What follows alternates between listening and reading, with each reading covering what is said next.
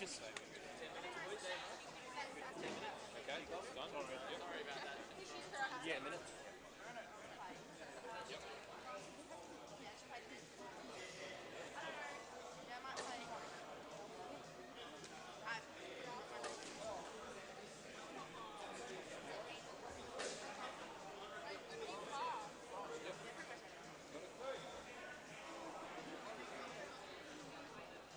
Yeah. It's just black text.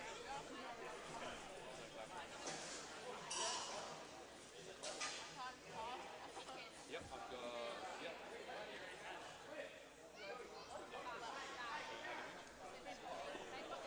Yep. Yep.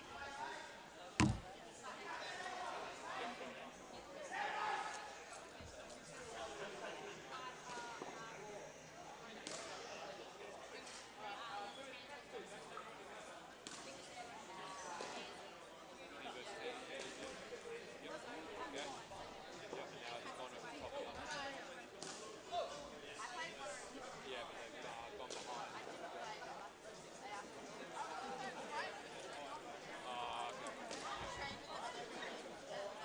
I didn't say. I get what you mean.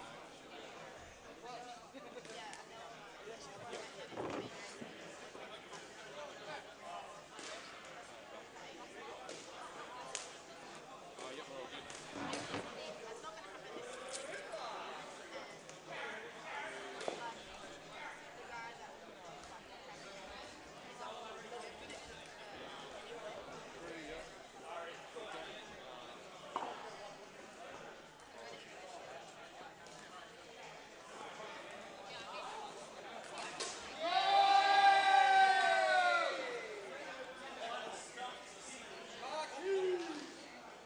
Yep. Yeah, it's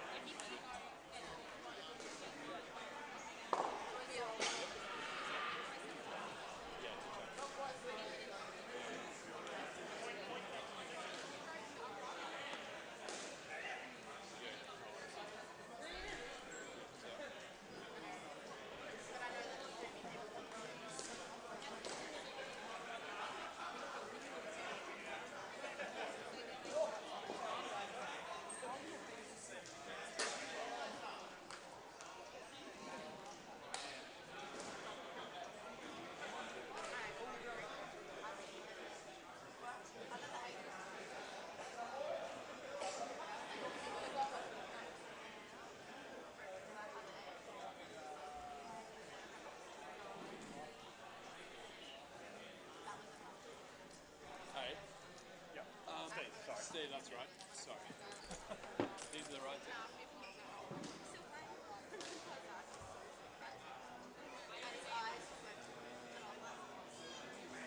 Yep. Good. Too easy. Gemma, is it Kyle or Kale? Kyle. I will never get that right. Striker Mustangs. Holly!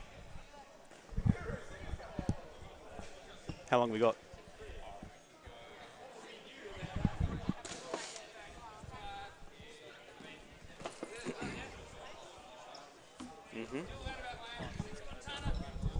Oh, sorry, 5 minutes. 5 minutes. I did get Tristan gave me a couple of minute warning. Can you take that to the guys having time? Hello, Lou. How are you, mate? Oh, okay. No, I think you good to go? Like, scoreboard fixed this game? Fixed? Why, what was wrong with it? He wasn't doing anything. It said -3 and 1 the whole game. 5, are we ready to go? No, not just the scoreboard. The scoreboard on the live feed. In the women's? Yeah. Did you hear that? That's a technical. It was all. Well, I was watching. It wasn't changing. Like at one stage, it said the score was -3 for the partnership, first partnership. And the overall score was 1. Wouldn't And surprise that me. lasted for about 4 overs. Yeah, right. They did come out on 2, so they could be right. Yeah. No, but you're missing the point. They were -3 in the partnership of 1 total. How does that even happen? Yeah. During the same pair. Carrying the same pair, the first pair of the game.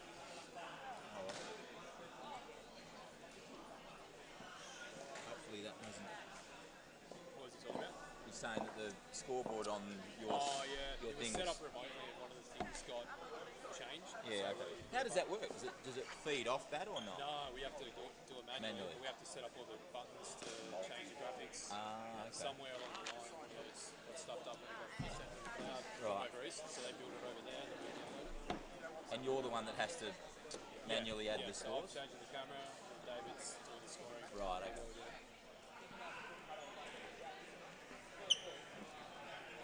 Hey, thanks for getting down there today, mate. No worries, Holly. Yeah, that was good. No, it was good to get down. Good to have a hit too. Toby was okay? How'd he go at else kick? Yeah, not too bad. Yeah. They just took the start. Yeah. I just remember the excitement. Bale's first kick his. Yeah.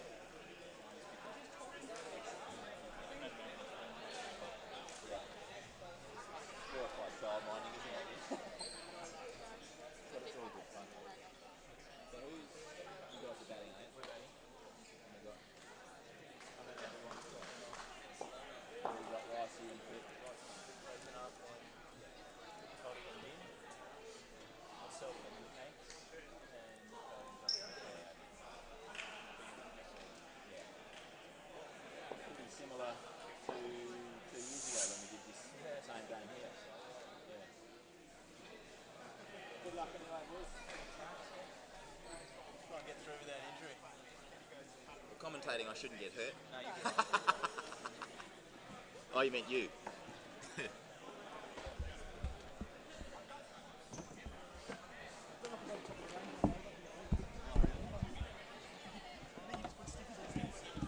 my pen, mate. Oh, I did. I'm just making a few notes from around the country. Hello, Coots. How are you, love? You sticking around to watch this one? No, mate, I've got to win here. Yeah. Got a dog to go home to. Oh, I know you have. Good win. Yeah, it's alright. Yeah. Don't shoot the commentators. See ya. Huh? What do you mean? When you hear it. Yeah. What do you mean? Yeah, if you play it back, don't shoot the commentators. He called you Matthews and her Cooper. Steve called you Karen Matthews. I got you confused and once or George twice. Karen Cooper. Once or twice, maybe. I spent the whole time going, nah, That's other way George, around. that's George. See you, bud.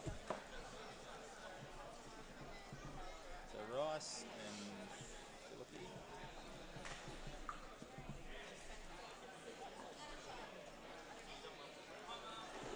Next to Louis. Hey, Harley, just reminds me of when the first Indoor Cricket magazine that came out for Indoor Cricket. It was Karen Matthews, Karen Cooper and Sally Davies. Yes, the cover girls, I remember.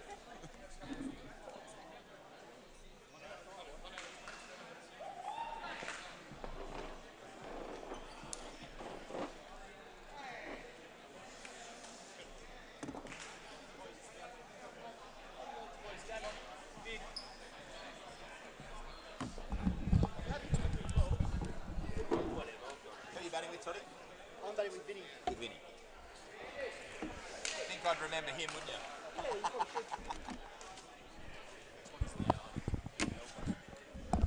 Number 9, Josh Philippi. So on strike now.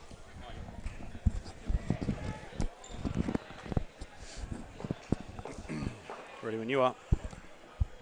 Testing 1, 2, Holly. All good. All good.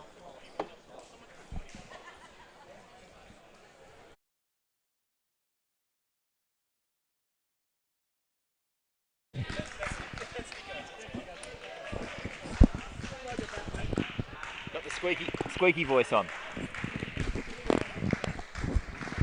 Good evening, one and all, once again to the fabulous facilities here at Striker Indoor Sports as we cross to the live stream match, the SEMA Snakes A-grade men's versus the Striker Mustangs. Match just underway. First ball there from Dane Pepper, is it? No, that's Ben McGilvray. Ben McGilvray, of course. Yeah. And So zippy outies when he gets it right. Oh, Ben. Yeah, it's a good line. Caught behind, is it? He's got it. No. Big shout by the boys. They're not happy. funny game. You you don't get a wicket just by screaming at the umpire. Obviously, they all thought they heard something. I suspect that first noise is probably the ball bouncing into Battega's glove behind the... Yeah, that slight fumble might have been the noise. Slight You're fumble, right. I think so. And that should be caught and is. Ooh, little juggle, but ended up with it. Unlike Ricey, that shot. Very much so. Then ball just got big on him there, and he backed away, not far enough. Top edge of the bat, straight into the wire, and not the start the Snakes are looking for. And joining him at the crease is Sydney Sixers star Josh Philippi, born and bred here at SEMA Indoor Sports Centre and a long-time member of the club. He's done well to be born at SEMA Indoor Sports Centre. I was there when it happened, mate. It was a beautiful moment for the club, right behind the bar. Of course, where else are you going to give birth? News to his mum and dad. No, exactly.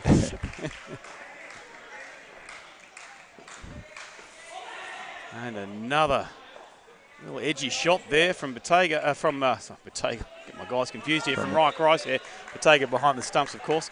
Just find the outside edge of the bat. They'll take the two that they got from it, just past the outside hand of Steve Russell there. Yeah. McGilvray bowling a heavy ball here. Another half a chance there by Steve Russell in the covers. Really good first over by Ben McGilvray. Just going through the Leeming Mustangs 8. We've got their skipper Jacob Johnson, Benny McGilvray who just bowled that over, Josh Fontana, Brock Hickey, Andrew Batega, Dane Pepper, Kyle O'Brien and Steve Russell who just fielded that ball in the covers. Yeah, excellent lineup there from the Stangs. Several state representatives in that squad. Brock Hickey, Andrew Batega, Josh Fontana are all part of WA's Open squad last year and again this year. Joined this year by Kyle O'Brien, of course.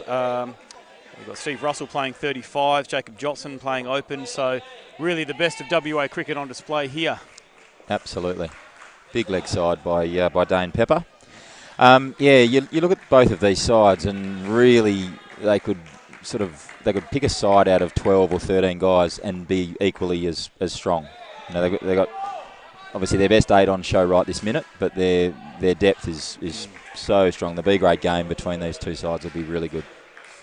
It is indeed, and I was unhappy there. I see the Snakes boys wondering why that one wasn't called a too no ball. high. Yeah, definitely should have. Probably the jump in the air from Philippi ruining the actual height of the ball there from the umpire's perspective, and decided to call it fair. There's that wild swing down the leg side. That ball is really hooping tonight. It is, but he's letting him off the hook here a bit. Really tight first over and a couple of wides here. Especially to Mark Rice, who... that's a great bit of back stumping. Yeah, that's a great run out there.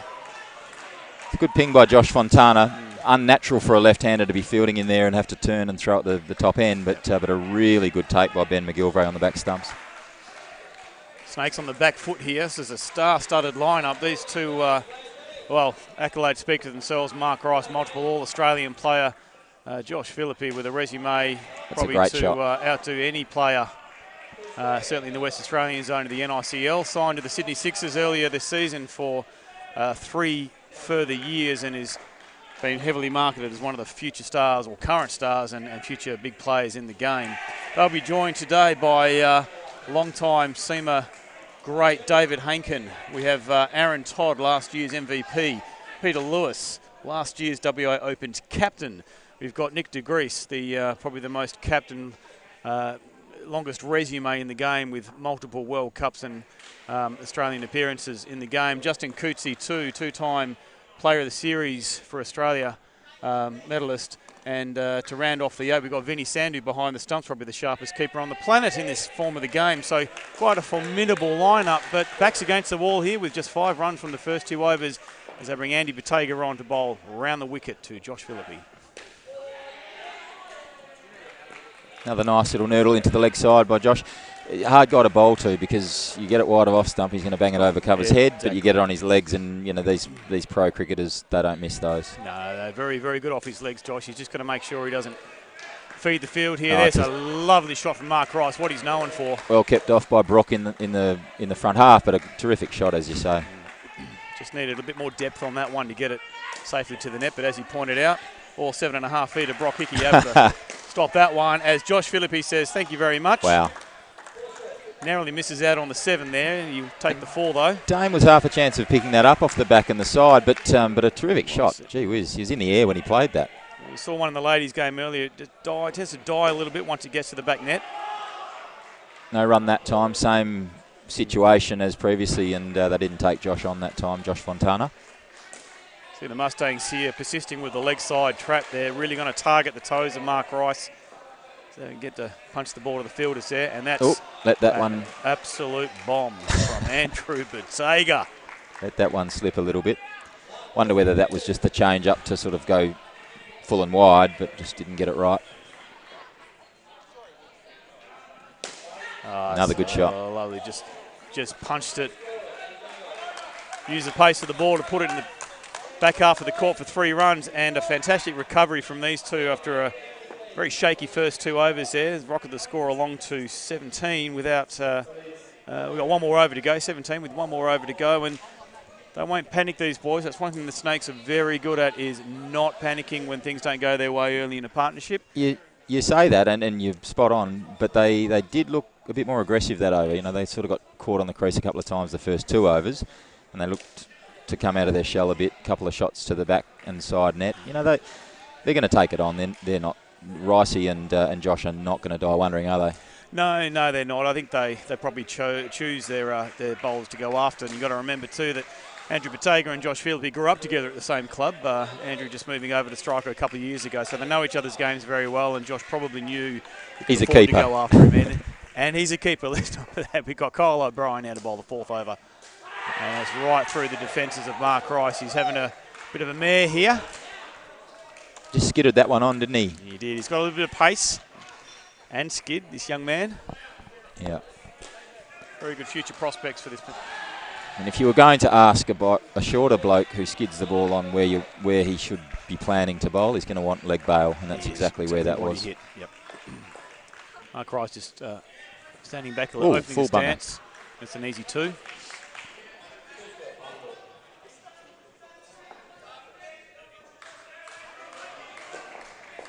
What are we going to see here from Josh Phillippe?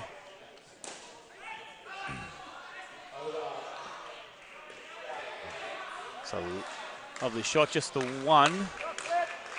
Grazing the back net. 3 balls to go, the score on 15. These two are really going to want to hope to get the score up to around 20 or so. Just give them that slight psychological advantage of being past the teens. Oh, whack. Oh, whack. There we go. 7 scored there. Didn't hold back. He said, I've seen enough of you. Tell you where to go now. Mark Rice gets one back. Sometimes waiting on the back foot to play an authentic indoor shot's more dangerous against the skiddy bowlers. You've got to get forward and get after them and play straight, full face. Whack. And that possibly would have been a wide had he left it, but he'll take the 4 runs anyway. Josh Phillippe, that ball, as I said earlier, really hooping around out there. And what do you think, Hully? Big outswinger, but possibly a wide if he'd left it. Definitely a wide. I'm right behind the line here, and but I think you take it on. It's a full toss. He knew what he was doing. And just like that, the score on 26, 1 ball to go. Another full toss. And that's over. It's a terrific recovery from those guys. 5 after 2 overs, it's got to be remembered. And right under the pump, and they've fought back and ended up with 26. Yeah, great recovery from these two. Probably not what you would call your textbook down and up opening partnership, but 26 runs on the board. You'll take them any way you can get them.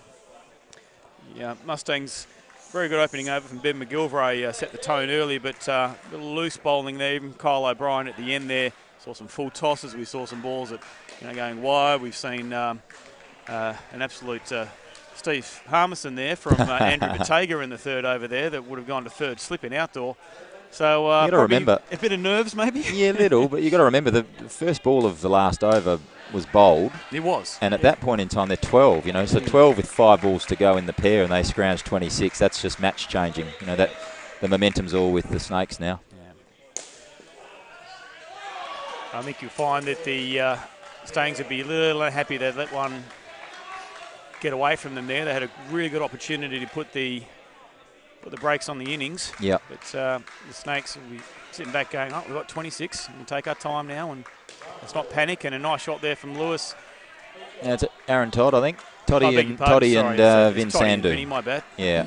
So from this distance. Yeah. All in hats, these boys. It's hard to tell. But Toddy, one of a few brothers who are all talented indoor players.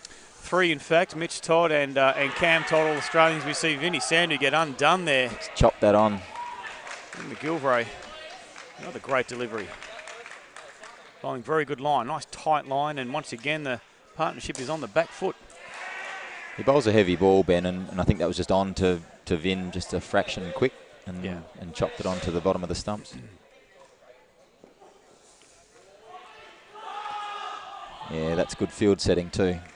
Knowing that, that shot around the corner on the leg side is an easy out to, just to sneak a single there. They've plugged that.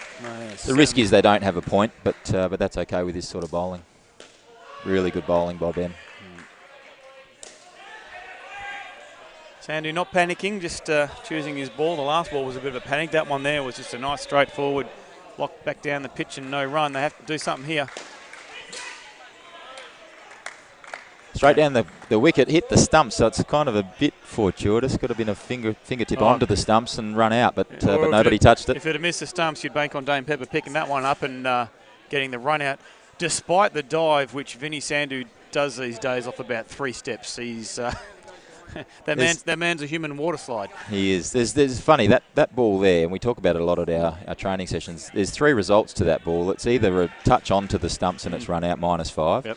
It's a single as happened, hits the stumps and stays in front, and it hits them flush, or it splits off the stumps, goes for 5 runs. So you can be -5 or 5. It's a big turnaround. So 24 after 5 overs, and Dane, they're using their quicker bowlers early on, which is to be expected. And there's that hoop we were talking about. Costly, though. Just hasn't controlled it, has he?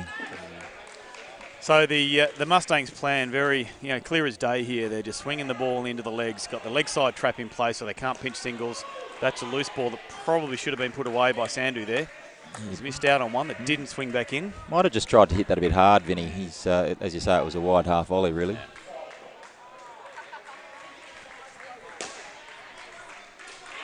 And that's out.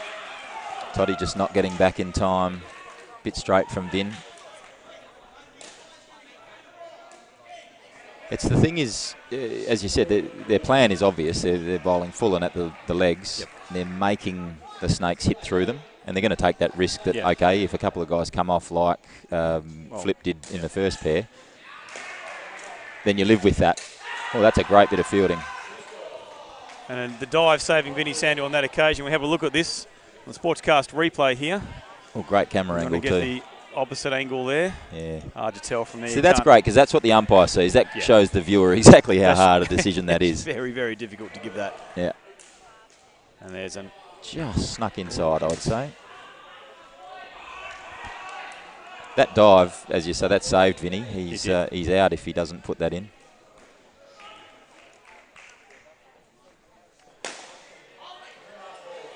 Nice shot from Toddy. Yeah, very solid work there from Toddy.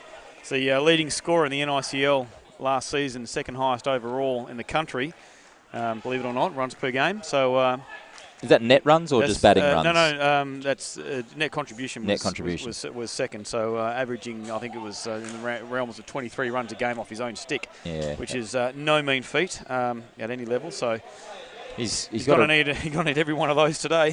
He's got a really sound technique, but he's also got indoor shots to fall back on. So he's got both games, and and he's young, so he's quick. So the score at this pair. So Bottega to bowl -1 again. So it's so far they've only used 4 bowlers, and we're into the 7th over now. Yeah, you're going to find they're going to say Brock Hickey for the end. Makes sense, doesn't it? Yeah, and the ball's a bit worn. Brock, of course, a very gifted spinner. Yeah. Steve Russell yet to bowl as well. Josh Fontana yet to bowl. Yes. I think Josh will probably bowl at death, I'd suggest as well. I like him to bowl 8 and 16 from what I've seen in a couple of their other games. Safe shot from Vinny into the corner. So Bottega's first over, of course, a wee bit expensive. They're bowling him again now. They'll probably just get him out of the way while the batters are on the back foot with just 2 runs on the board for the pair so far. It's a nice down and up there. Really interesting you say that, and that's exactly why they've done it. But sometimes it shifts the momentum, and if they let these 2 off the hook, when they could have maybe bowled a JJ or Jacob Johnson could have had this over, or even Brock. Brock bowled an early over in a practice game earlier today with the new ball and had no problem controlling it as a leggy. And now they're just getting on top the batsman. And that's good. That's what you expect out of premium players like these guys. But maybe they could have just tried to keep the acid on. You know, he sense a bit of confidence has crept back into both batters' games here. Definitely. That one's sneaking in behind Vinny Sandhu's backside for a fair ball there. So they've moved the score up to 9, which is fine. They can do that again. As those, 2 a ball, they'll be on 20 before you know it. So the Seamer Snakes score moves along to 35. It's the Sports Carts, our broadcast partners here, bringing us the live action and the replays when they matter. You're checking with scores around the country. Earlier today, the Macarthur Raptors in the Victorian, New South Wales zone, I should say, defeating the Maitland Minotaurs 133-60, collecting 4 skins along the way. The Western Stars also defeating the Castle Hill Cougars by a comfortable 30-odd runs there. So it's a little bit of action from NICL where these games are going on around the country every weekend. Yeah, it's terrific initiative. Jacob Johnson to bowl the 8th over. Oh, it's a good bit of fielding by Dane. Very good fielding. Really good cut-off. Only saves a run, but it's about, look at the guys getting around him and, wrapped with that single save. So Jacob to bowl this 8th. Critical over, really. Real turning over. This could be the difference between Seamer scrounging to, high 40s or the Mustangs keeping them to 35-40.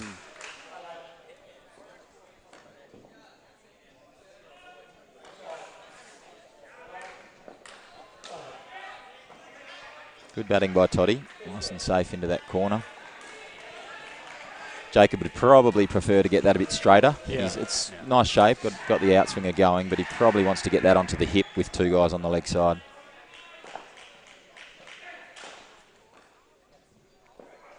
Yeah. Oh. Outside edge, it's a terrific catch. So second catch here for Bottega this evening. The first one was, well, probably a little more regulation than that. It was a great diving effort there.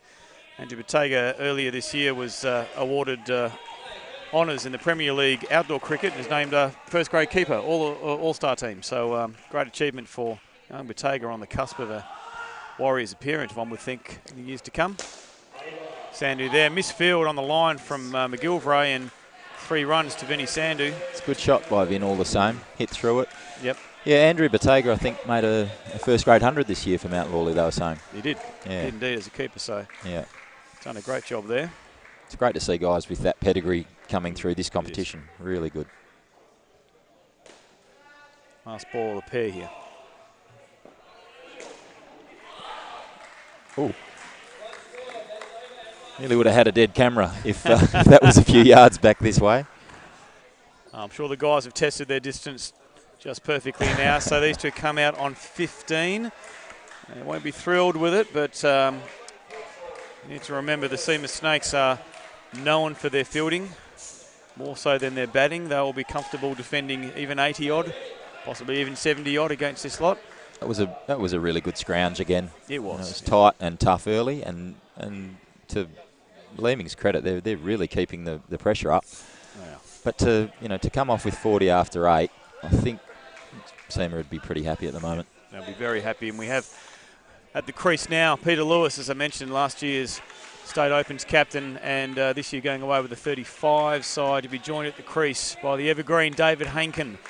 I don't know how many times that man has won player of the series over here in Western Australia, was a standout player in the first edition of the Nickel Finals, where the Seamer Snakes came runner-up to the Queensland side. I forget their name now, that escapes me, but playing with 7 in a grand final and going down by 15 runs at that level is no mean feat. David Hankin, unfortunately, the reason we had 7, he did his hamstring in the semi-final, was unable to partake in the final on that occasion, but until that point was a clear favourite for player of the tournament. It's unfortunate, wasn't it? It was such indeed, a critical player for you guys as well. Steve Russell bowling now to this third pair. Both started off well. Louis with the push through the leg side, and Hanks with that chop over the leg side fielder. Oh, another nice shot by Pete. There by Louis, and he kind of called 2, and he has called 2. Peter Lewis is helping the umpire out on that occasion. You never know what the umpire saw, so you occasionally got to help them. That was 2-1. That was 2. Yeah. Russell just having trouble with his line here, is he? It's another, no call there. It's a great bit of fielding. Dane Pepper covering that ground really well. Hanks was right to think that there was maybe a extra run there, but Dane got across really quickly. I think Dave realised too at the very last second he's batting with a 35-year-old, so that might not have been as possible as it once was, as he swats that one down and up into the 2 net.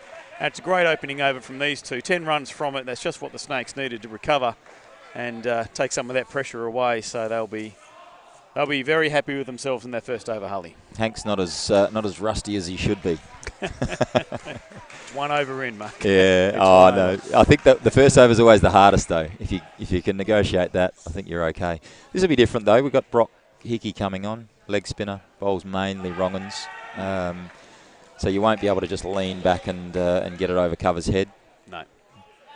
Brock, I think, took the first or second most wickets at the Open Championships last year. He did.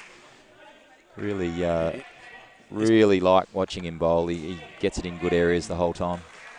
You don't really get. Yeah, there's that wrong and run out. He's beaten there. Yeah, you don't get too many spinners at the national level these days. You might have maybe one from each state. Yeah. In a team, and Brock's certainly the spinner for WA these days. A few years gone, it would have been the likes of Ty Hopes. Excellent spinner, and still is these days, representing WA at the Masters level. So you see the next generation coming through now. It's very encouraging to see a few quality leg spin bowlers. Yeah, that first ball, Louis made the right decision to say no, but Hanks, I don't think, knew that it had only just got past the keeper. He thought it had snuck off into the leg side. So Hanks was off and running. Bit short by Brock there. Smothered by the leg side fielder. Great tactic to get in so close. The closer the fielder gets in there, the more they cut the angle. So even if you hit a really good cricket shot, it's still hitting the body of the man in there. Brave call by Hankin on that occasion. The ball not really going anywhere after Peter hit it, but still got the one. He's caught him through, and there's a lot of traffic there, and that would have been out with a hit. Got very quick hands, Jacob Johnson in there. He's pound for pound one of the best all-round fielders in the game in WA. He's a gun. See the intent, particularly from Dave Hankin. He really wants to turn the strike over. Any opportunity you can get, he's going to go take a run here. So see what Lewis does.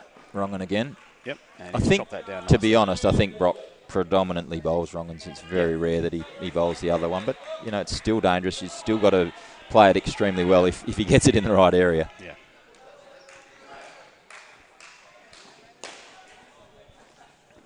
Good attacking shot there from Hankin, dancing down the pitch, putting into the side net in the back half for 3 runs. Moves the score along to 15. So an early wicket there for Brock Hickey and the Mustangs. Are we happy with that? And game evenly poised, 56 after 11. Is it ever? It's right in the balance here. So we're going to see Kyle O'Brien come in to bowl his second over. A little loose in his first one, albeit for the fantastic delivery he gave Mark Rice right through the gate. He'll need to do a few more of those in this over. These two batters won't mind the ball coming on.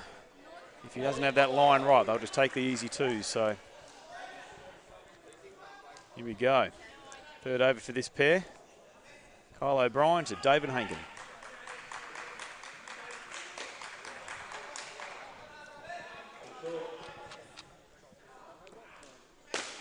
Wide outswinger to start with from Kyle. And Hanks winding back the clock just like he's done a million times. Easy two there for Dave Hankin. He won't mind that. Coach coming up to give a bit of advice to Kyle through the net here. Yeah. Said you can't leave it hanging out there. You've got the pace. Pin him on his crease. Yeah, that's the line. Much better delivery there. 2 scored from Lewis. Is that a catching opportunity? I think so, yeah. No, it carried to him. He just didn't get his hands in the right spot. I think for that split second, you've got the non-striker running in your line, and so you just lose the ball for a second. I think that's probably what happened there. Yeah, it's another little bit of width there. Not as much as the first ball, but still plenty for Dave Hankin. Really good shot. Another 2 there. Just playing full face of the bat cricket shots, Hanks, and just waiting on them slow.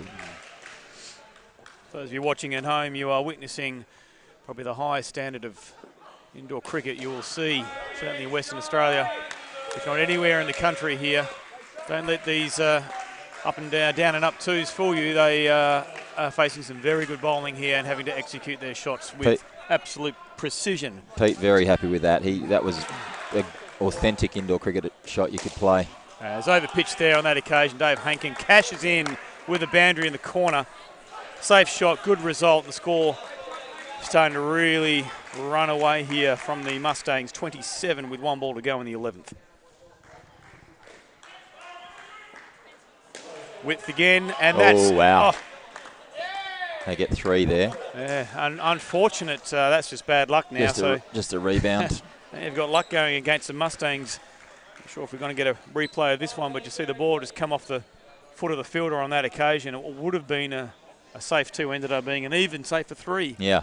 But, that's just... I'd love to know statistically what the third over of each pair has added up to, because I think they've been the most profitable overs. Yeah, turned it right round. So unlike turning it around from a bad start, these two actually haven't had all that. They haven't had a bad over, really. Three really positive overs, haven't they? They've had a great third over, but the score is on 30 as opposed to 15. They don't need to go hard here. They can get, 6, 7 runs. Yeah. Be perfectly happy with it. Yeah, well on top right at the minute. It's amazing, isn't it? At 56 a couple of overs ago, we said how much the game was in the balance, and at 71 now, they're well on top. Josh Fontana here to bowl 12th over. It's a good start. Full and wide. Also has that one that sort of ducks back into the right-hander. Yeah. That one was just full and wide. He does have a cutter as well, which calls in particular the right-handers. There's the in-swinger. It's a great shot. Very good shot from Peter Lewis. And he's happy with himself, a little yelp as he runs over the line. Small fist pump from Louis. Really good shot, though. Just letting Dave Hankin know what he's about to get. Dave, of course, would have faced all these guys a number of times, including young Josh Fontana here as he comes in. Yeah, it's well bowled. Early no call. I think these two have hit some really good front half indoor cricket shots, and it's almost like the Mustangs have gone away from that full length to get them driving. Yeah. See that drive, yeah. That type of shot is what brought the fielders into the game in the early parts, and that's what they have to do for the next 6 overs. They've got to really get it tight. Speaking of getting things tight, it's been a while since we've seen some action on the leg side. We talked earlier in the innings about the trap that they'd sent down there. It was executed beautifully the first 2 pairs. I'm not sure I've seen too many balls go in that area to create the chance that they're looking for. So yeah. They need to rethink the field or rethink the bowling lines. Good tight over this from Josh. But as you say, a lot less chances. Louis got to hit the same ball twice there. And middled them both. Should have played the second shot. They found the net. So on that occasion, just 4 runs from the over, and as I suspected at the start, they didn't panic. They didn't have to go for anything. No. They would have been happy with 6 or 7. They got 4. So partnership of 34. That's what you call textbook partnership in indoor cricket. That's your target score in 8-a-side cricket, and they've hit it dead on, which brings yet another 2 formidable batters to the crease. Nick de Gries needs no introduction. A man with 4 World Cups to his name, 1 as captain, 8 international appearances, all Australian, West Australian representatives, you name it, he's done it. He's one of the most decorated players in the game of indoor cricket. One of the most reliable bats to ever played the game for his country. He's the captain of this side, and he'll be joined by Justin Coote at the other end. Big man, left-handed bat, who has found some remarkable form at the start of this season. So these two will be looking to duplicate what the third pair have done, put on another 30 odd and give their side 100 runs odd to defend. Yeah, really solid pair.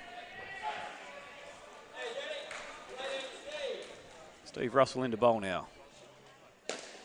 Oh, good bit of fielding.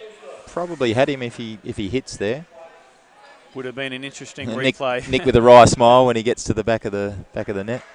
You don't notice he actually took a little bit of pace off that ball, didn't he? He just sort of met it with the bat Had he followed through any harder, it just would have meant the ball Gets to the fielder gets quicker. to the fielder quicker, Yeah. and there's half a chance. Nick, fair to say, probably not as quick as he once was between the wickets. One of the cagiest indoor cricketers going around. But he still knows how to hit a ball to give himself time to get to the other end. Oh, Look at that shot. Look at that. My goodness me. Just beautiful stuff. Yeah, just opens himself up Yep. and then allows it's just the same as the shot that we see so often on the offside, but he just opened himself up early enough to be able to play that over the mid-wicket fielder. Oh, it's well bowled. Cut him in half. We'll see a bit of that from Justin when he gets his chance to bowl. He will indeed. If he can keep it online, of course. Justin Coetzee has had a little bit of experience in Test match level for Western Australia. I say Test match, I mean Shield level. Confusion there with Australia. Yep. with the batsman. Because he sort of he hit that down and up, and at first it looked like a safe shot, but it just hadn't got far enough out of the wicketkeeper's zone, and Josh Fontana just sneaking in and making the easy run out. Yeah. Nothing worse than when both batters are caught in the middle. Makes the fielding so much easier. I think Nick might be kicking himself there. Is probably, in all fairness, his responsibility, his call on the run, yes or no, and it was a yes, might have turned into a no, and the next thing you know, they're having that conversation at 3 inches in the middle of the pitch. And I think the reason for going in the first place was that it went up high, but it just didn't get out of the wicketkeeper's area. Well, they paid the price there. A good over there from Steve Russell, and I think you can put that down a bit of a bonus there. Russell, quite expensive in his first over. Does the job for his team on this occasion. So just the one run from the first over, and that brings Brock Hickey back to bowl his second. An absolute ripper of a first ball to David Hankin. Beat him all ends up and ended up in a stumping. Bowling to the left-hander, Justin Coetzee now. Oh, chased him. Done well there. So Justin backed away to give himself room, probably thinking it was the wrong one. And it came back in. Came in at him, but he handled it really well. Probably dropped a little bit too short on that occasion from Hickey. Gave him time to do it. And then, nice. Oh, lovely. Really good. Probably set himself up for both shots there and put it across his body for a nice easy 2. So 2 balls, 4 runs. That's all you need to do in this game. Bit of confusion. Yeah, it's well bowled. That was the wrong and really well weighted by Justin. Yeah, I think he might have picked that one actually. Yeah. Well, I think they traditionally expect that from Brock. They think it's the wrong one unless you think it's the leg spinner rather than the other way around. Yeah. Oh, lovely shot again from De Grease. Just leans back on that one. I think that might have been the wrong one again. Actually, Brock was in my way, in my field of vision on that one, so I couldn't see which way it turned. Yeah. Played beautifully there. There's another leg spin ball there. And interestingly, neither of these guys looking to get at Brock. They're just sitting back. They're camping on the back foot. Low risk strategy, letting it turn, giving themselves enough time if they haven't picked it to go with the spin. Probably not a lot of danger of getting clean bowled from Hickey unless he slips a quicker ball in there somehow. And he almost couldn't. He couldn't make it bounce that low if he tried, could he? He gets so much bounce from that height. So a little bit like Hopes, he doesn't bowl balls that would be would be bail high or below too often. Yet he can do it. He can. He can. Well, he slips a quicker one in. Yeah. The difference with Hopesy, I guess, is that he's a little bit flatter through the air, and so he does bowl that one that skids on. We've got 2 really, really crucial overs coming up. JJ's got 1. And Josh Fontana to finish with 16. Correct. So what are we looking at? 88 at the moment. So I think these guys will be disappointed if they can't get that into 3 figures as Jacob Johnson comes in now. Well, that would be a partnership of 25 if they get to the 100. Yeah, they'll be happy with that. And totally. That's bread and butter for the Snakes.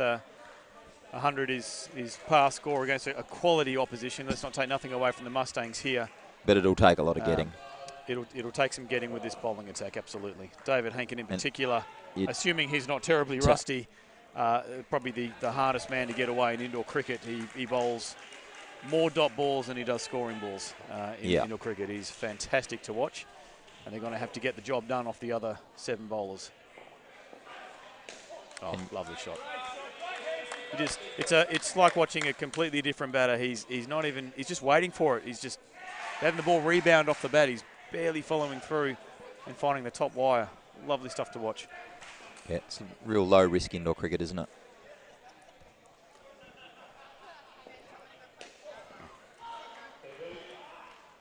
A little bit of confusion there, mainly because they've got the 2 on the leg side to Justin. So with JJ bowling the big hooping innies to the lefty, just trying to follow him and get him to nurdle it round to Josh, but just got through his legs there, I think. He waited long enough, but Nico caught him through. He saw it was dead in the corner, and once again, Nick de Grease. Total clinic by de How many Grease. times have we seen him hit the top wire tonight, folks? That's just about, I'd say about 80% of the balls he's faced have gone up and over the fielder's head. So score along to 95 now. 1 ball left in JJ's over. And that one's missed the mark, but they'll only get the 1 from it. Peter unhappy with himself there, the Riddler. He's just missed out on a 2 there as we head into the final over. The Seamus Snakes have put on 96 runs so far with 1 over to go from Josh Fontana. How do you see this one playing out, Hully? Advantage Snakes by the smallest of margins? Yeah, I think I think they're actually well in front. Mainly because first innings runs are always so much more valuable. The pressure of chasing. Home court advantage? A little bit.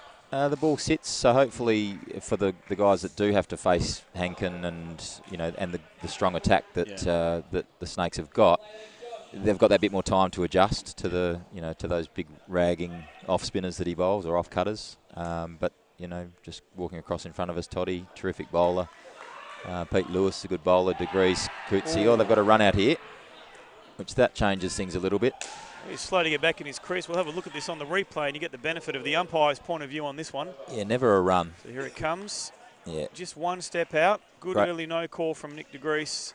Great bit of fielding by Steve Russell. He's got a long way to go back here. That's comfortably out there.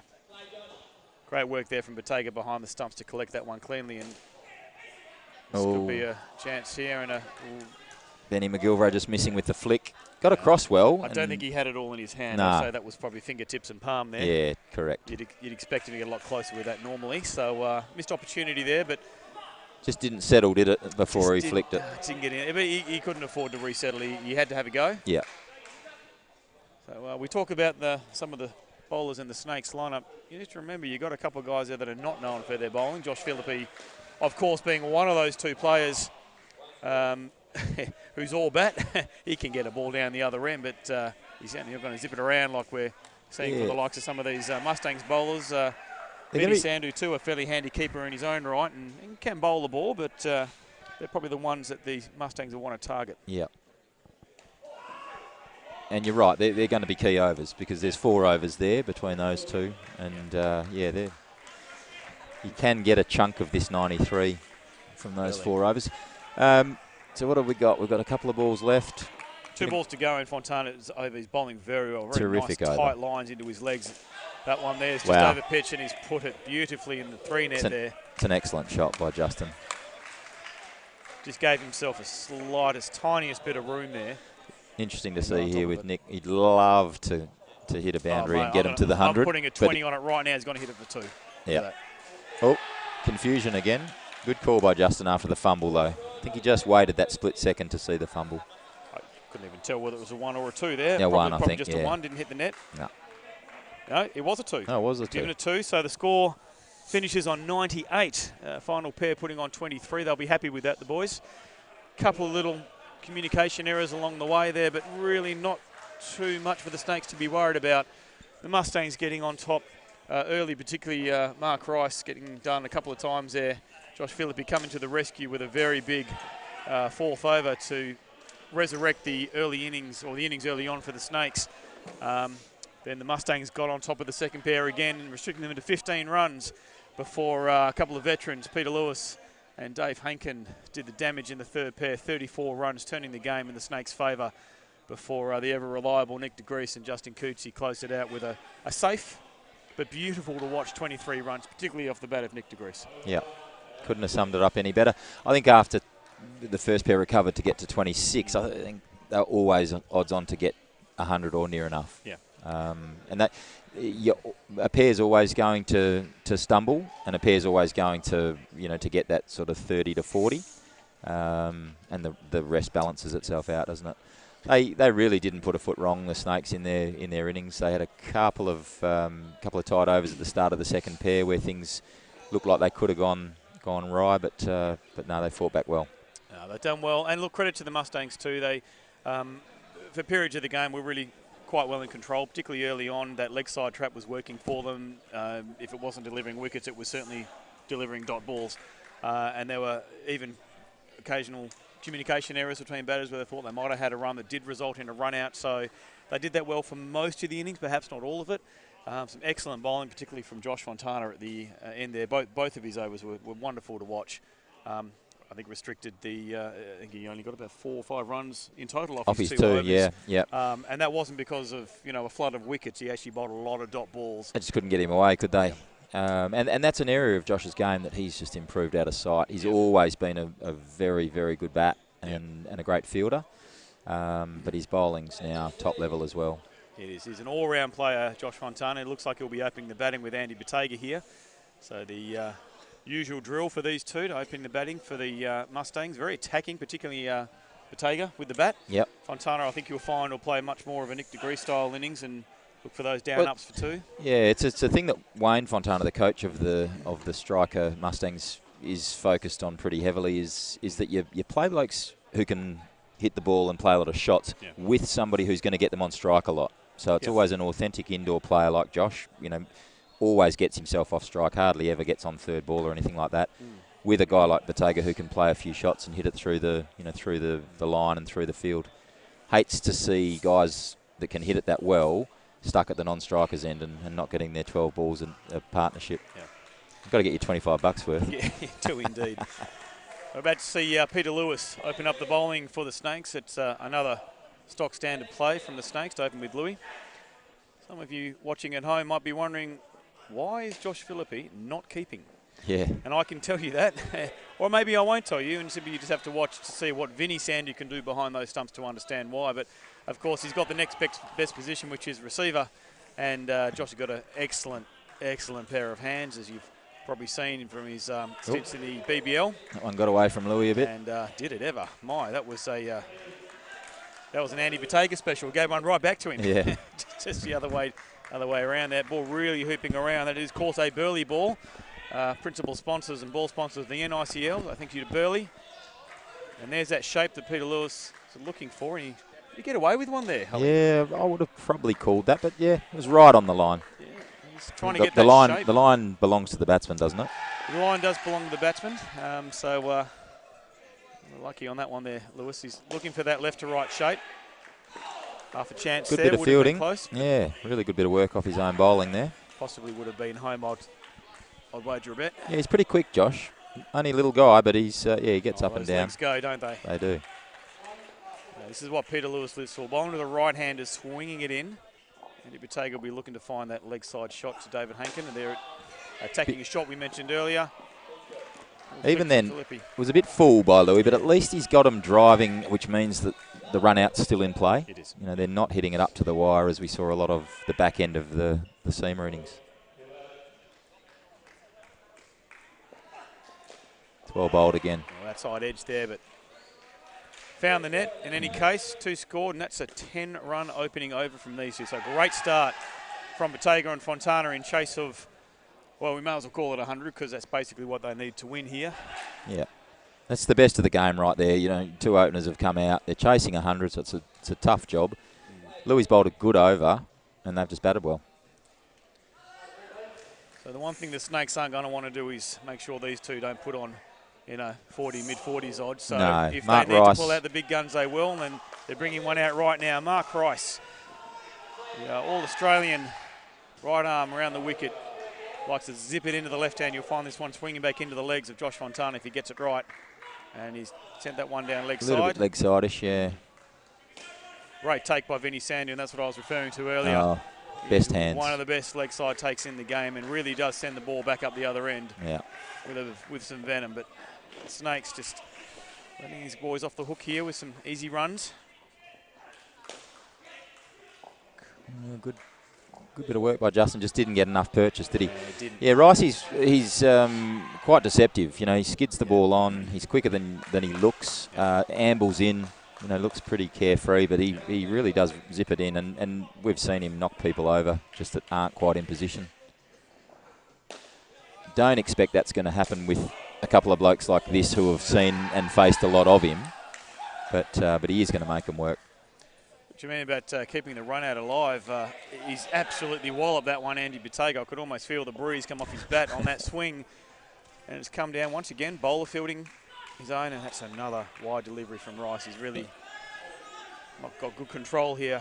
Yeah, they're not far down leg side, but they're just swinging a little bit too far, aren't they? Just needs to start this one more towards off stump. Same again. Oh, yeah, he's called that. Called it. I was going to say. It was the most leg side of all three. Rice is taking his time getting back to the mark, having a bit of a breather. Encouragement from Peter Lewis, and that's another leg one. side. Very expensive over in more ways than one from Mark Rice on that occasion. 12 runs from it. I absolutely couldn't have predicted that call No. for that over. That wasn't easy commentating. At this level, you might get one leg side you certainly wouldn't expect. I think there was 4 in total he bowled. So yeah. We talk about your risk and what you're willing to give up and how you mitigate. And you don't want to bowl wide of off stump, so that's key. And you're inclined to bowl closer to their legs than the wide line. But Ricey just started those on Josh's legs and then had the good shape, but obviously they were going too far. Bit of a mid-pitch conference here from the senior players in the team. Peter Lewis, Nick DeGrease and Aaron Todd just debating, is it time to make a purchase here? And they've brought in Aaron Todd to bowl the third over, so they're going to try and stem the runs here. And Todd with a very whippy, quick action. Yeah, that's good. Good line there. Just kept that one inside the line. And he just sort of got a bit far across there. Covering his stumps, I'd suggest. Given the pace Aaron Todd is known to be able to generate. He doesn't want to leave his stumps exposed. It's another good line there. Well played, well fielded to Peter Lewis, saving probably 4 runs there. Yeah, definitely going to be a 3, wasn't it, at least? Good shot from Bottega. Good timing. Just didn't get it over the fielder's head. And that's what Mark Rice was wanting to do to Josh Fontana early on, have it swing into his legs. He's executed that beautifully, Aaron Todd, and this is just what the Snakes need. They need to now keep building this pressure and see if they can convert it into a wicket or 2. Yeah, just that area between the legs and the leg side line, isn't it? There it is again. Again, half chance because he's had to hit it flat. Yeah. Really doing the job here, the 2 openers for the Mustangs. Doing a great job. 25 on the ball with 2 to go in the third. It's a leg side. Snakes yet to get a wicket. And that's when you add Ricey's 4 leg sides. That's just too many gimmies. Of course, in indoor cricket, it's 2 runs for any extra. Wide, no ball. That's a good ball. It's a really good ball. That not bowling, Aaron Todd's asking. So quite expensive if you don't get your line and length right in indoor cricket. And with the added ability of scoring off things like no balls, you can escalate a score very, very quickly. And out of these 27 runs, I can think you can put at least 12 of them down to extras. And that's half their score right there is runs that the Seamer Snakes have given the opposition. Not to say they wouldn't have scored had the ball been good. But, you're only going to nip that in the bud if you're hoping to defend even 100 runs. Takes the pressure out of it, doesn't it, when you're able to just put your bat up and say, yep, take those 2. Exactly. Interesting, only 5 off that over, so they get a wicket and it's a 0 or a negative over, and that'll come, but I think the Snakes just have to be patient. Nick DeGrease in to bowl the 4th over now, and talking about a man who bowls really good lines. She's well fielded by Louis, but a great shot by Josh. You won't get many wides or leg sides from this man. I hope I haven't put the mocker on him, but Nick DeGrease, for those who are uneducated, is one of the hardest bowlers to face in his prime, and still is a red-hot chili pepper at his ripe old age of 35. Moves the ball on a string both ways. As we see Andy Really Bottega. good shot by Andy. Very well-directed shot there into the 2-net. Well, 3-net, I should say. He gets 3-4. It's interesting. The batsmen always give each other a signal after one ball, and after one ball, Josh signalled 3 different things.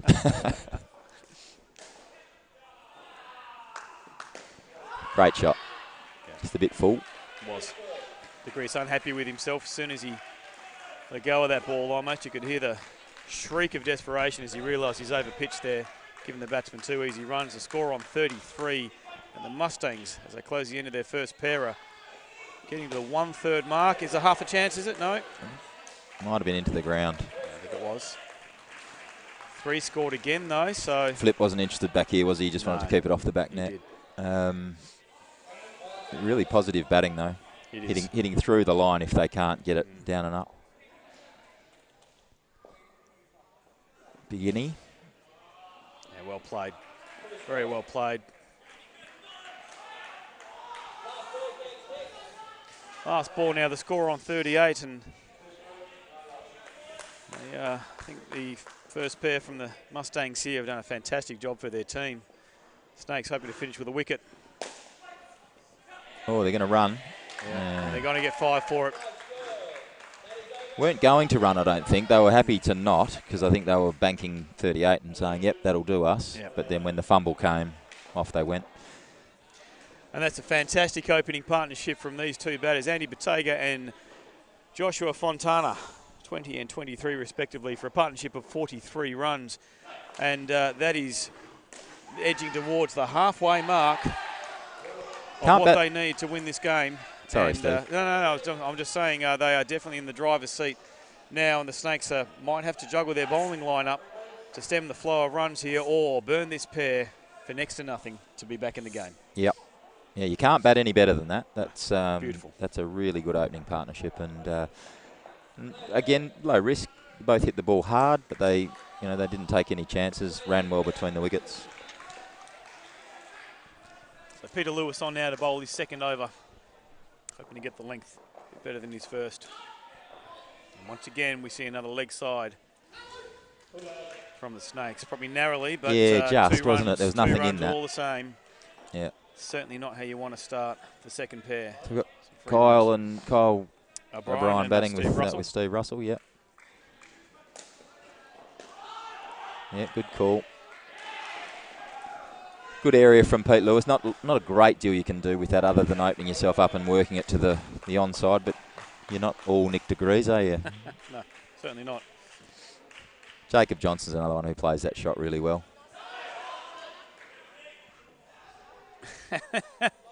Comedy. The in look the front away. court there from Justin Coochie. A look away throw, indeed. Just catching the top of Kyle O'Brien's bat. Been known to catch a few out of their crease with that move, Justin Coochie, and the Snakes have their first 3rd ball of the innings. Yeah. Oh, good That's ball. going to be out. Bread and butter there. No, he didn't have the ball. Fumbled it.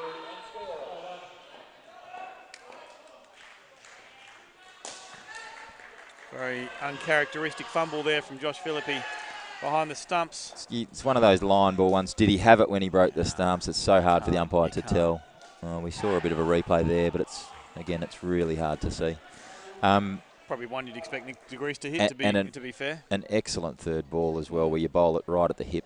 Yep. And there's that throw from Vinny Sandu that we talked about earlier. They're going to pinch a run out of it. It's good running. And importantly, it takes 3rd Steve ball Russell out of it strike, in the future, yeah. Yeah, it's nothing to do with the run. It's just all about the pressure, isn't it? It is. Good over this from Pete Lewis. If you want to call anything from the Snakes there, the failure to back up from Aaron Todd and Mark Rice on the 2 line there on that throw. Not that they would have had much time to turn around, but it was a perfect storm. It hit the stumps and went right into the corner, didn't it? So, yeah, good over from Pete, but just no real luck. And they really do need to start getting a motor on, getting a couple of poles, because it's they're already halfway there after 5 overs. Got 11 overs to go. They need a pole, or they're going to be forced to bring on their big guns earlier than they would like. Referring back to the 27 instalment of the NICL finals, it was a game where the Seamer Snakes were behind the ACT Wolves. They were 12 runs behind fielding. So, in other words, the Wolves are 12 runs ahead with David Hanking bowling the final over. He got 3 wickets in that over and won the game for the Snakes when they were opposition were 12 runs ahead. So anything can happen. He's, as I mentioned, the best bowler they've got. Yeah, that's crazy stuff, though, isn't it? I've seen Greg Matthews do that a few times in the past, and of course, Greg played for both of these sides. The only 2 centres that he represented when he was playing Super League.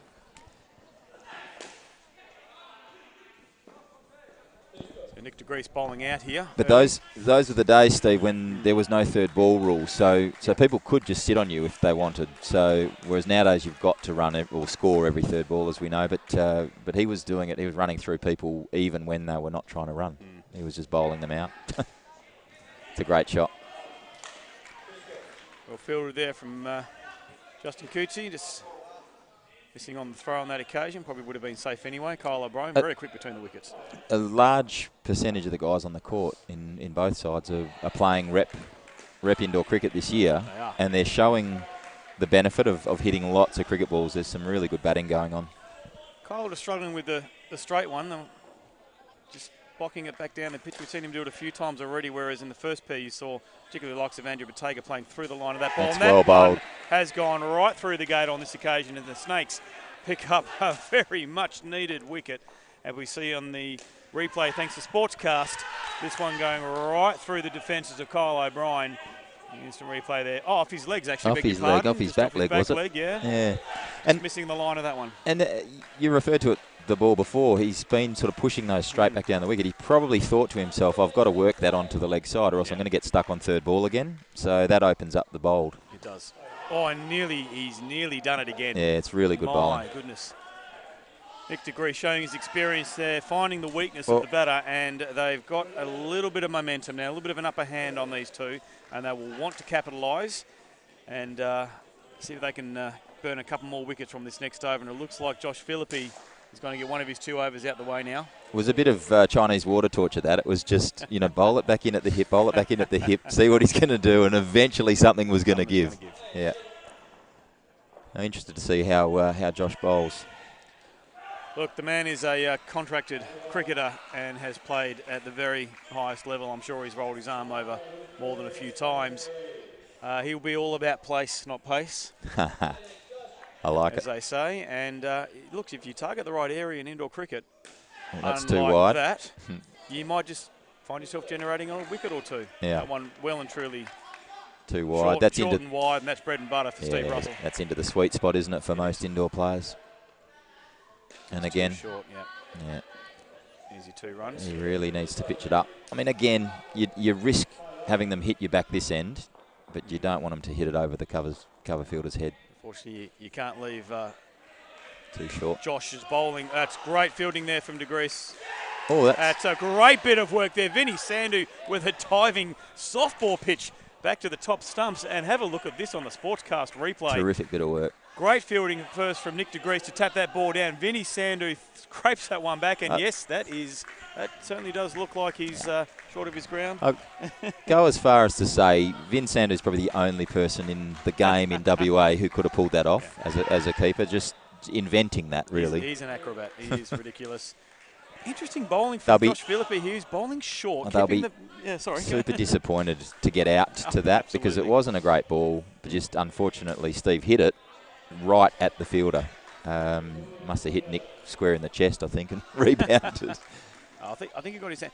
And look, you think it was hands? Oh, he's nicked. He's nicked it onto his foot, and he's taken the catch, and the umpire right on top of that one. Wow. Let's see if we can see this one again. We might have to get it in slow motion.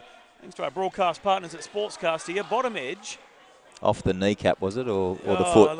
I swear it hit his foot. You can't see on that replay there. The camera, of course, not covering the angle. But everyone celebrating simultaneously there.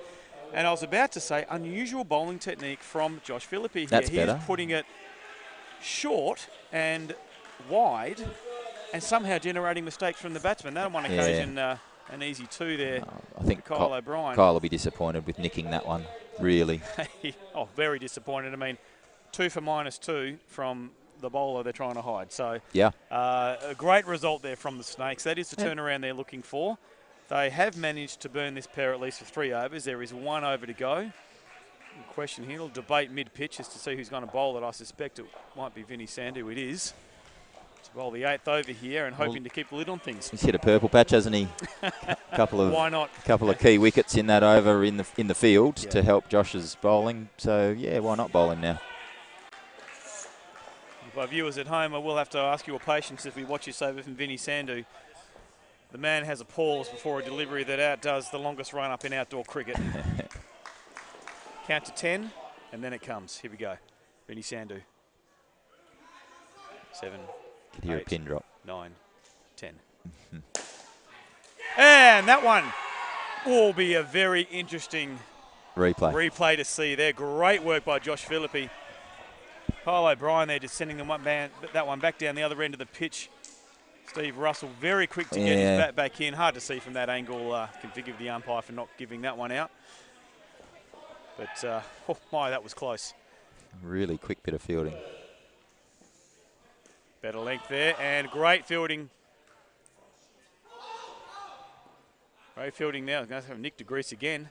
He's still got it, that man. Kyle just struggling a bit here, getting caught on third ball again. It's that straight stump high ball, isn't it? Just trying to work around the corner, but he's got to get it past Nick DeGrease, and that one's fallen wide and gone all the way to the back net there. Interesting to see what the plan there was. He bowled it full and wide. Yeah. I don't know, tight in at the stumps, as had worked pretty well earlier. Exactly. Nick DeGrease exposed it on Kyle O'Brien. He's just provided the width that Kyle was looking for, and that's what Kyle does. So a bit of relief there from the Mustangs. Good ball there from Sandhu there. Just good call too by the pants. Yeah, it's a good call by Kyle. Yeah. I think it just snuck off into the leg side corner. No fielder there. You know, Steve was a bit slow to respond, but always a run. Yeah, back near there, just ball's just dying off it a little bit. Again, probably comes out of that home court advantage, knowing how your nets behave. Yeah. And there's that straight ball. Oh, big appeal. Appeal for a catch again. Is that I think played it's into just his off foot? the leg, isn't it? I think the Snakes are appealing his inside edge Onto into the a boot. foot. Yeah. And then it's been taken, but once again, an umpire can't give what he can't see, and it's just a little bit of doubt there. And fair enough. Got to be guessing a bit if you know that that's hit the foot and gone up. See, the Snakes are here have set a defensive wall. Kyle O'Brien needing 6 runs. Oh, great work there by Todd behind the stumps. Just took the 2. Didn't worry about the skin. I think momentum's a huge thing. I mean, the Mustangs are all about trying to win the game. The skin would have been nice, but I don't think it's the end of the world. That's true. So, like, you sort of, even though statistically the Mustangs are ahead of the chase, you sort of put Snakes in front here because 2 reasons. They've got the momentum back now after a bad first pair with the ball. And as you said, Justin and Hanks haven't bowled yet. Yep, So those 2 factors, you put them slightly in front. But this pair's, it's all going to come down to where we're at after 12, isn't it? If you assume Hanks and Justin are going to go for next to nothing, and that's being probably a little optimistic, but they're capable of their 4 overs going for very little. So you're looking at 40-odd runs from the 4 overs that remain in the rest of the team, and that is even if they're 4 go for 10, then it's 64. close, it's still 35 to get off the other 4, so it's still a lot of runs. It's a lot of runs. You've got Mark Rice with 1 left, Vinny Sandhu with 1 left, Josh Philippi, who had a very fortunate first over. He'll take it, 2 wickets off it. Yeah. And Aaron Todd with the other over to bowl, and that's what they're going to have to protect in the field. Justin Coochie coming in now, left arm, quick over the wicket. It's a good start. Yeah. And I'll also say that Jacob and Ben batting last, really solid pair for Leeming, so that gives them a chance. Dane Pepper and Brock Hickey at the crease for the Mustangs. And a hit will have him here, and just wide. Peter Lewis, great fielding there on the 2-line. Opportunity goes begging for the Snakes, and probably a little bit rusty early on in the season. David Hankin back for his first game, so he did very well with the bat. We hope he does well with the ball. Peter Lewis been putting a lot of work in preparation for nationals. It's a good shot by Brock. Well played by Brock. It's a shot of a man who's hitting a lot of balls. Yeah. Dane's an interesting story. He plays Wednesday night league down here, obviously, as well as all of his Super League commitments. Got an eye like a dead fish. You're not a normal technique, but a really good eye. Great ball there from Justin Coochie, right on the hips. He's going to need it, I would say, because this is a high-quality attack. Great first shot there from Brock Hickey, just reliving that one. Just used the pace of Coochie. He bowled it.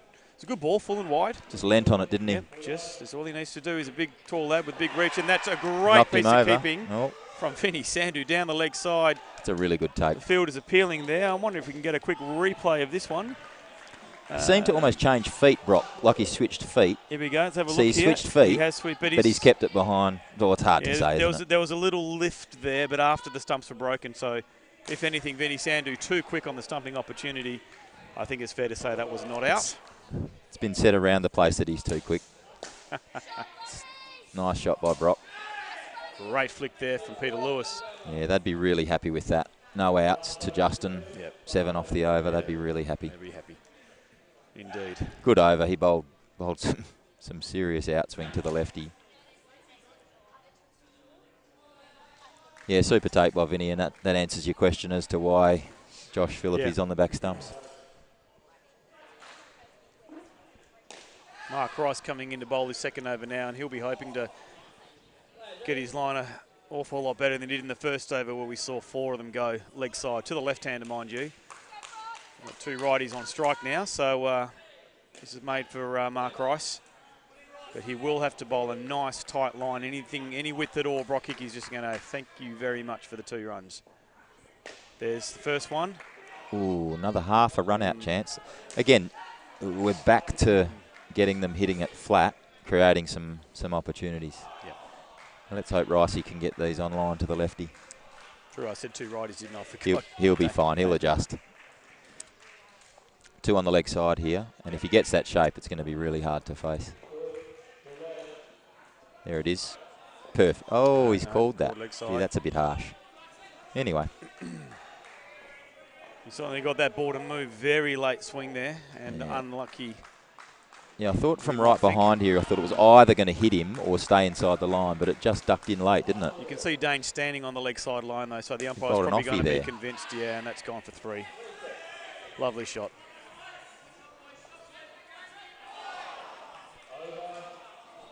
Mark Rice just can't quite find the right line and length here to cause trouble. The score is just trickling along. 67 now, chasing 99 for the win, and there's a good ball. You get the feeling that he'd like to be bowling to 2 right-handers, as you said. He'd love to, I think. He's got a bit of an assignment here. That one there, swinging past the outside edge of Brock Hickey. That's what he wants. Need to be a dot ball, a thin edge, and that's too full. Half a chance. Brock got 1 ball left. Brock a little bit disappointed that he didn't bang that down and up, but still enough on it to get through the fielder.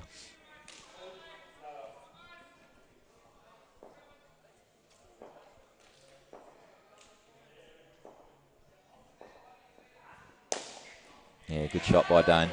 Once again, overpitched by Mark Rice. He's just punched that through the gap all the way to the back net for 5.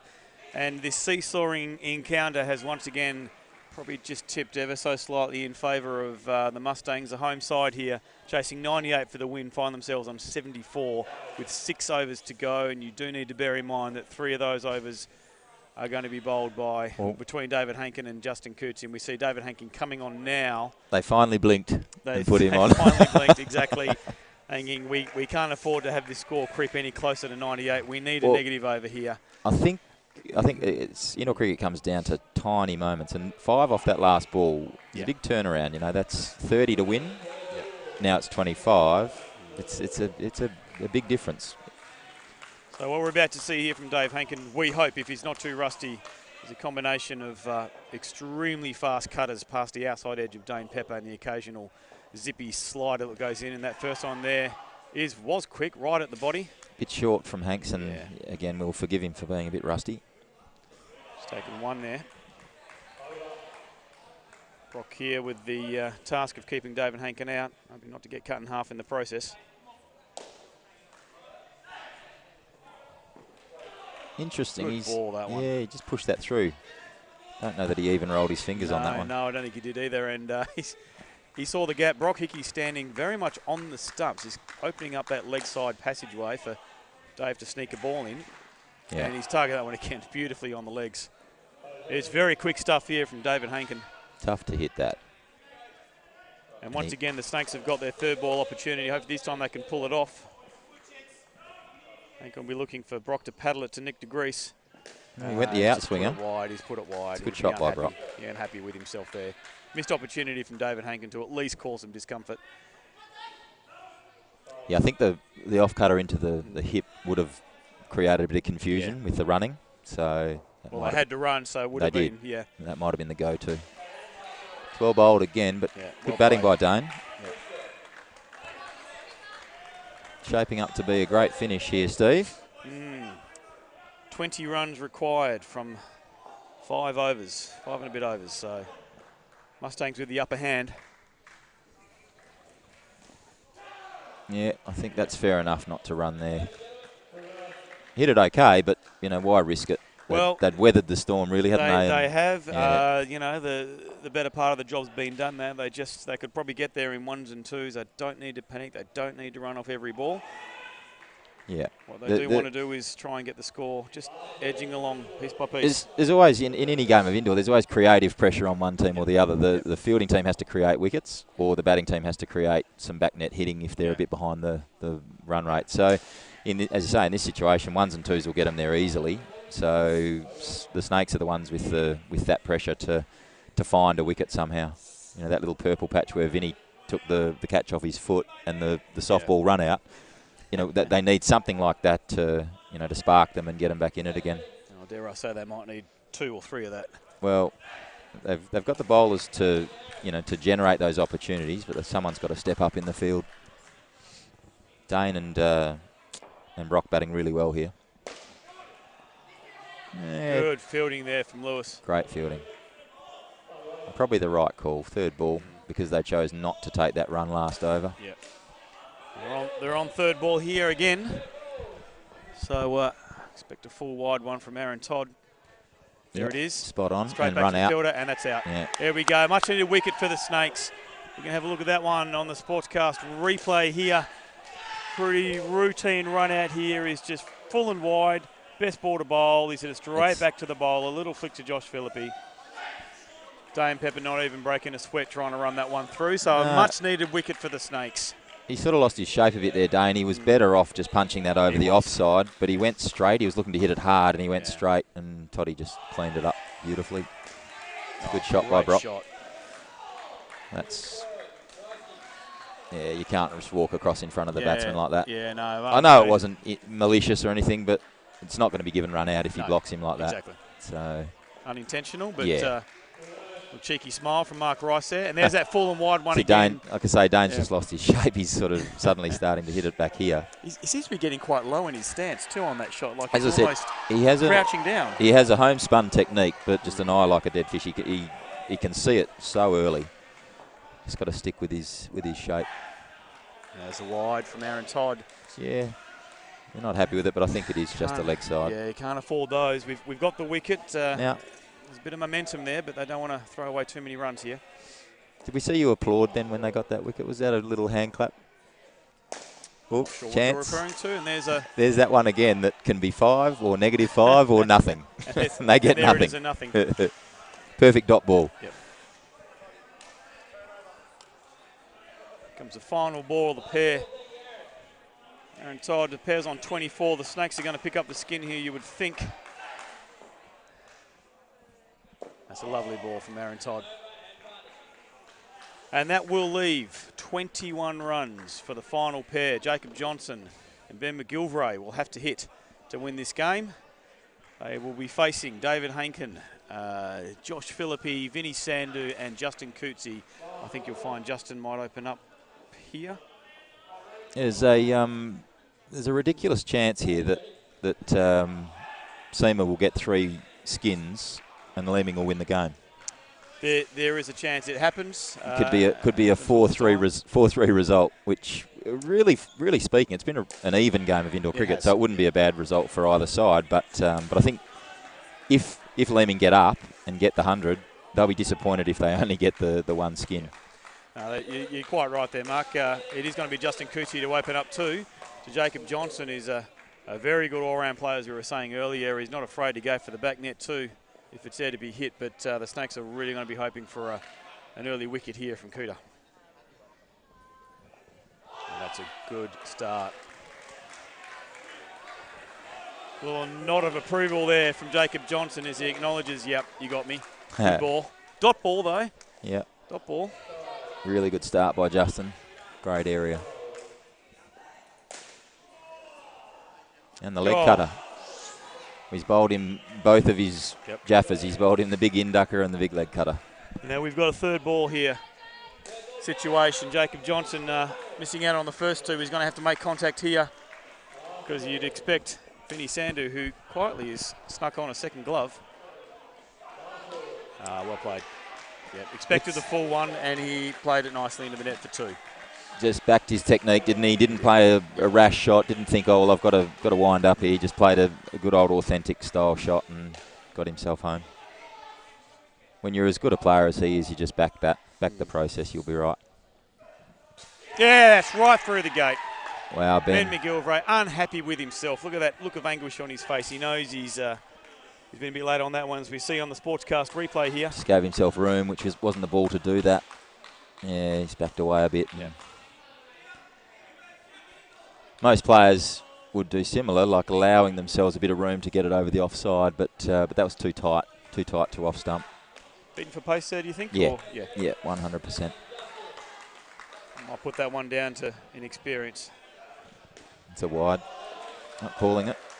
No. He's been more lenient on the wides than the leg sides, I think. Absolutely. Yeah. Jason Duval, of course, very experienced umpire, has umpired at the national level. You're less naturally, if you look at where he's standing, he's less naturally in line with that, isn't he? Yeah, he's right in line with the leg sidelines. There's a good bowling. Fallen wide again. McGilvray not even attempting a shot on that occasion. That sneaks him inside. Very, very hard ball to hit. And over now, and third ball. Now JJ's on third ball again. Twice in and over. Yeah. Well, at least he isn't going to be facing David Hankin, one would have thought. It's either going to be Vinny Sandu or it looks like his gloves are still on. It's going to be Josh Philippi. So you would think JJ should be able to make contact here. Should negotiate it, you think? Unless, and I'm going to make an early call here, you might have the deliberate leg side. Because as we know, Vinny Sandu is a very clean take down the legs. They'll be Josh Philippi will be coming around the wicket. They'll be up to something, your Snakes. There's no doubt about that. Well, if anyone's going to throw those stumps down, it'll be Vinny Sandu. But Josh Philippi coming into bowl now will have to find the right line. He's gone wide. He's gone wide. And Jacob Johnson just dabbing that down for two. And this is no disrespect to Josh, but I don't think he bowls enough to pull off a specific plan. I think he was just putting it there and hoping for a mistake. And there's that leg side quicker. play. Yep. Still 2 runs to the score. So right. It's a good shot by Ben. Didn't miss out there. No. Free score puts a score up to 4. So team score on 82. 17 runs required. Down up for 1. Johnson's taking that. We're getting a little bit of turn here from Philippi. Yeah. Just a little bit of... When he throws it up, he actually does get a bit of purchase. Quicker one. Just got to start that a bit wider of the stumps and bring it into the body. He's going for that little gap over the shoulder there that's still in line, and there's a full toss. The full toss again. Oh. Could have gone for more than 2, but they'll take it. Yeah, I think it's one of those things when there's only 13 or 14 to win, you just have to bank the 2, don't you, rather than look for the back net. So we're going to have another, I suspect, from Vinny Sandu here with David Hankin to close it out. You think so? Yeah, he's taking the gloves off. So 12 to win. 12 to win. It's an interesting one. Do you play your trump now and keep them around this score and leave 12 to win, or do you do what they're doing and keep Hanks up your sleeve and trust Vinny to either bowl a tight over or get a wicket? I think Vinny is capable of bowling a tight over. They're probably going to be targeting Ben McGilvray here as the younger and sort of less experienced of the 2 batters. Well, we know it'll be a 3 or 4 minute over. That much we know. It's going to be a long one, but you might not hear it on the mic, so I can tell you there's going to be plenty of chirp going on that front court. No doubt. They're going to try and get the mistake out of the young batsman. Well bowled. Jeez, good nut. Really good. Oh. Mark Rice there just a crazy throw. One back up. Well bowled by Vinny. 1 run there, and that's okay. Really his mission here is to go for only ones. If they can pinch a wicket, that's a bonus. Dot ball's very valuable too, of course. Yeah. Shot by JJ. Short and wide is just easy 2 there. Yeah. He's pretty much as good as there is in the game at that. Yep. Now, you don't want to leave too many runs to hit off Dave Hankins' last over, but Dave will be wanting as many as he can up his sleeve to bowl to. Absolutely. Yeah, that's a good shot. Nothing wrong with, oh no, that's come through to the back net. Mustangs trying to claim, and they've claimed no, a fourth. it hit the back net. net. Yeah, Okay, yep. just trickled into the net. Josh couldn't find it. He was sort of searching around behind his back, but Not that one. Knocks that one down to an yeah, error. well Good bowled, ball. well bowled, Vinny. Right in the block hole. And at this point, he's going to need 2 more of those.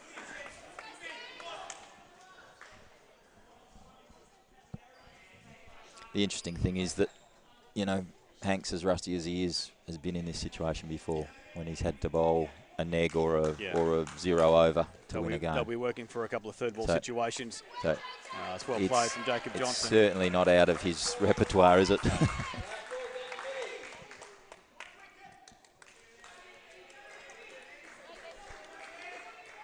One wicket was the call from the Snakes guys. Going around the wicket now, Vinny Sandhu to Ben McGilvray. Last ball of the 15th over. Oh, well played. Direct hit will have him, and he's missed. Philippe not collecting either. Well and truly. I think it was a bit wide of his hands, wasn't it? Well and truly out, though. Let's just see how close to Josh that got. See on the sportscast he's on the back foot, so he had a bit longer to throw here. And the ball, yeah, just a bit wide. Yeah, even a clean grab would have had him, but unlucky on that occasion. Josh Philippe, the 6. Because Ben was so far back into his crease, he took a while to get going. So the fielder really, was it Louis that fielded that, had that extra split second. He did.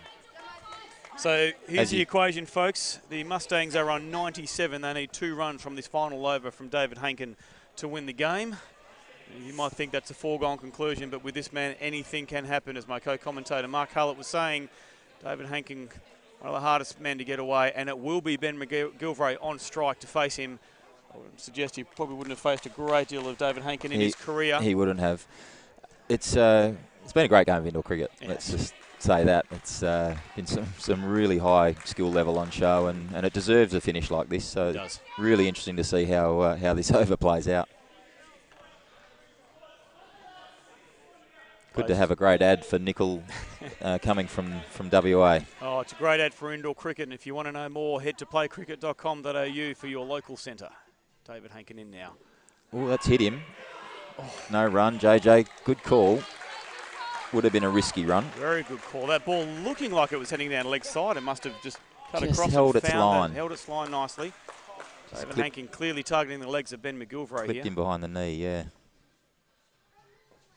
It's a good shot. He's happy with himself too. It was a really nice shot, that. Shot brings up the 100. They are in front, but the game is not over yet. 4 balls remaining. Well, that's Hank's wicket-taking ball, just a fraction full. Yep.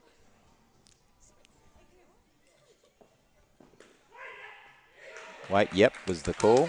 Yep. Just wanted to know that had got high enough to get him a run. This is the beauty of the 3-ball rule, is that they cannot just stand and accept that they're in front. They're going to have to change ends at some point. A wicket we're looking for here. David Hankin into bowl. 2 runs. So that makes the tie seem as best result really here. It does, unless David Hankin can pull out 2 wickets out of the hat here. Yeah. I mean, might have JJ won't run here. No, he doesn't have to run either ball. Yeah. So he needs to get this one through.